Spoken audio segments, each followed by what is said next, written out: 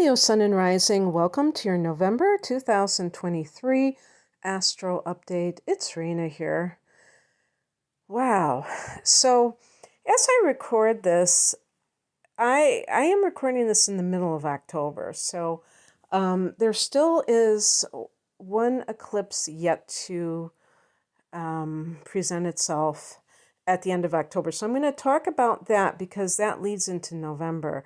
It's the eclipse dates are less important than the influence itself, because you may have it like a few days before, you may have something occur, or even afterwards. And so because it's on October 28th and I'm posting this on October 17th, I think that it'll be relevant for some of you to see how November kind of emerges. And so that eclipse will be at 5 degrees of Taurus, and Taurus is a fixed sign like you, Leo. So this is going to fall in your 10th house of career. A lunar eclipse in your 10th house can be something where you all of a sudden make your, I was going to say make your entrance, I meant put yourself on the map, where you do something that really, you know, in a regular full moon, you could have like recognition, but this could be on steroids. So if a Leo person, which isn't a stretch, is in any kind of entertainment field, they might suddenly, maybe they have a video that goes viral or something along those lines, and then all of a sudden everybody's talking about them. Or just some kind of breakthrough in your career. So, Scorpio is the opposite sign of Taurus. So, that's the home sector that's more private in the 4th house. And that's going to be featured here too. As the month of November begins, the sun is in this 4th house. You have Mars in this 4th house. And Mars in the 4th house can actually be conflict sometimes, where you're butting heads with someone. And the 4th house to me is the mother, but the 4th house might be some other family member, specifically maybe the father. So it could be one of the parents, and it could be your current family, that there's some kind of conflict going on there. But Mars is very active, so it could simply mean that you're spending more time with your mother. You're doing things with her, or that you are renovating a home.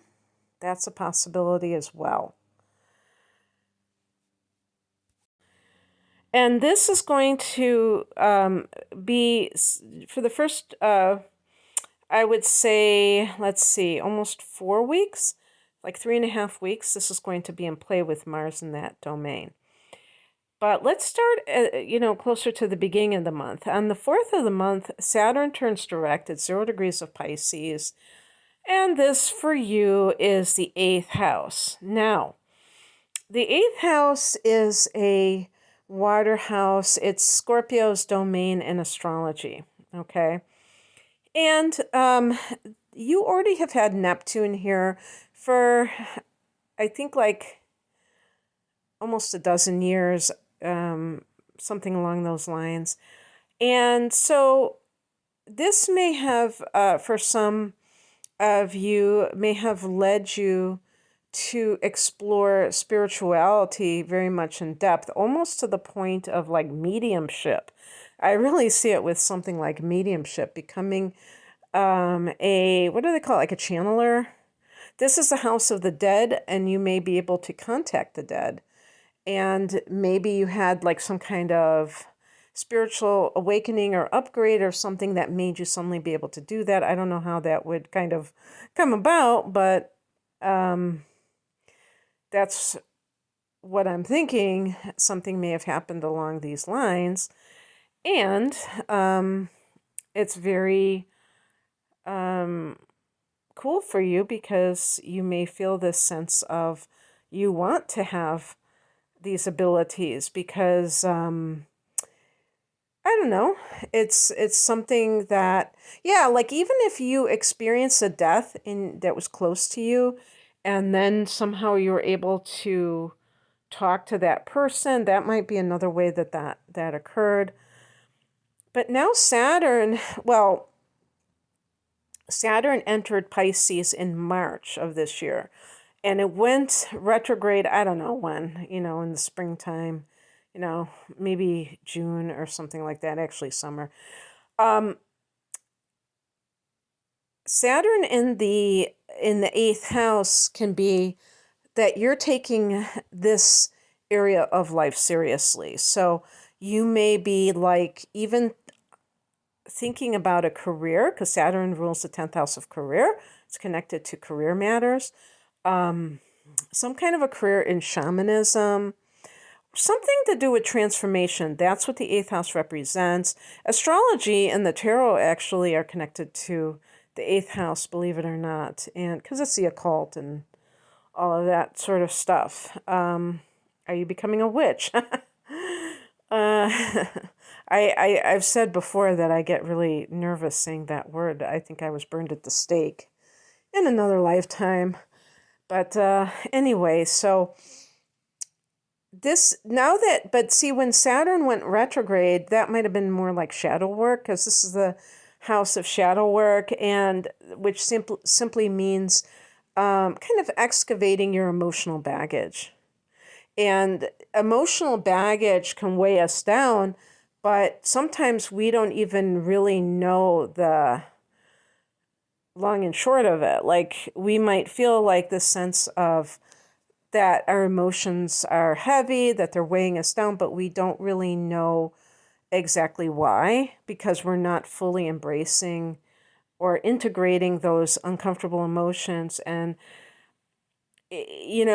Saturn being in this house altogether may indicate even going into psychotherapy for some people, because this is a house of psychology as well. And I said before that I believe that psychotherapy is actually shadow work if it's done with somebody who is very astute and is really wanting you to connect the dots that way. But a lot of times in psychotherapy, not that I have like this extensive experience with it, but I would think that they talk about other people and how it relates to your issues. And when Saturn has gone retrograde, you might have been really focusing on yourself. Now, I'm not saying you just sat down and did this. This might have been kind of, you could almost say, forced on you by outer circumstances where maybe it was just simply having a fight with someone. Then they said, look in the mirror. And you had to look in the mirror. So anyway, Saturn's going direct, and that will, I feel like that will lead to progress. And and I think it'll be less emotionally heavy for you. And also the eighth house is other people's money. So Neptune has been here for quite a while. Like I said, if you are partnered, coupled, and I mean to the extent where you are married or live with the person, married or not, Neptune here could have been that there was a lot of delusion or just confusion on your part about your partner's finances. So I would say, especially earlier on the spring in the Northern Hemisphere, like in May, you may have found out about it in a big way. And that may have had other repercussions because there was a full moon in your seventh house at the beginning of August. So maybe you found out about it and you decided to separate with from that person, or even just, okay, that's it, and divorce them because you're tired of their deception and you just want to move on with your life. So that could definitely, be something that you have had to deal with. And it's, those kinds of things are never pleasant, obviously, but they are what they are. So, anyway, I lost my paper here. Or it's not, it's my my iPad. I'm saying paper. Okay, so on the 8th, Venus goes into Libra, which is a friendly angle called the sextile to you. It's the third house. And so, oh, wait a second. I was saying that you were, oh, yeah, okay. This is the house of siblings, aunts, uncles, cousins, extended family member plus siblings and all of that kind of thing. So there may be some kind of harmony that you're experiencing with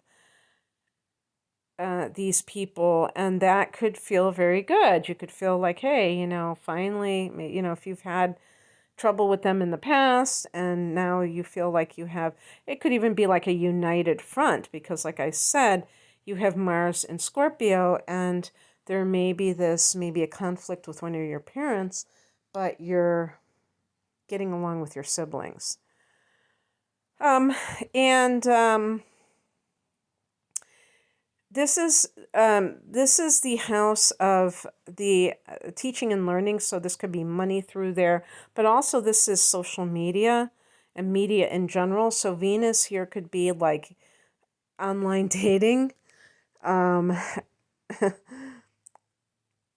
the 13th, new moon at 20 degrees of Scorpio. That's again in that fourth house. And Mars is still here, so maybe you've had to assert yourself. I don't see many shrinking violets for Leos out here, up in here, but I'm sure that they exist. Some of you may have a lot of Cancer energy or Virgo energy on either side of your sun. I'm talking about if you're a sun in Leo, and you may be kind of timid when it comes to close relationships to assert yourself. Maybe some of you are like that. Sometimes that does happen where somebody is very high powered in their career, and then at home they're like meek as a mouse. So you may have, had to be more forceful about something if somebody was not respecting your boundary, like a parent, or maybe if you've been trying to sell a home and been more active, like kind of just dialing it up a notch, and now we have this new development. So if you've been trying to sell a home,